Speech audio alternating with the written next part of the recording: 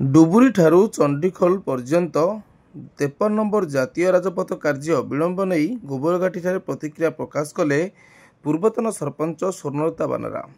Sukinda block अंतर्गत डुबुरी ठारू चंडीखोल पर्यंत 53 नंबर जातीय राजपथ कार्य विलंब नहीं गोबरघाटी शनिवार अपराह्न 5 घटिका समय गणमाध्यम प्रतिक्रिया प्रकाश करी क्षोभ प्रकाश कले गोबरघाटी ग्राम पंचायतर पूर्वतन सरपंच स्वर्णलता बानरा। नमस्कार, मो ना हूँ स्वर्णलता बानरा, पूर्वतन सरपंच गोबरघाटी चिपी।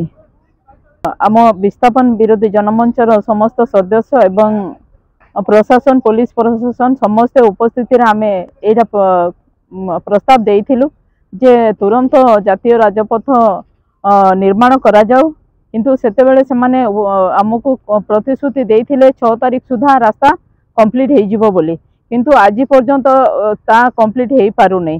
से बहुत आम हैरान होचु, धन जीवन बहुत नष्ट होउची। एक्सीडेंट बारंबार गोटे सप्ताह 2-3टा एक्सीडेंट होउची। एभली भाबरे तांको गोटे परिवार तो संपूर्ण शेष हो गले। एभली भाबरे धन जीवन नष्ट होउची, सेतिरे सरकार आज पर्यंत ध्यान दौनांती। तो एतिकी कहिबी सरकार को एवं सरकार फंड रे जो टंका खर्च हबा कथा ठीक से खर्च हो पारुनी। तेणु सरकार को अवगति मु करईदेबा चाहूँगी जे तुरंत ये रास्ता तैयारी करंतु, जेहेतु ये जानवाहन बहुत जाउची, ऑफिशियली गाड़ी भी जाउची, ऑफिशियली लोक भी बहुत हैरान होउछंती, जाम होउची गाड़ी ये रास्ता रे। तो एठू हमर चंडीखोल पर्यंत आमे ठीक टाइम रे आमे पहुंची पारुनु। जड़े असुस्थ लोक गले भी सी ठीक टाइम रे पहुंची पारु नै, सी अधा रास्ता रे भी तांको देहांता हो जाउची।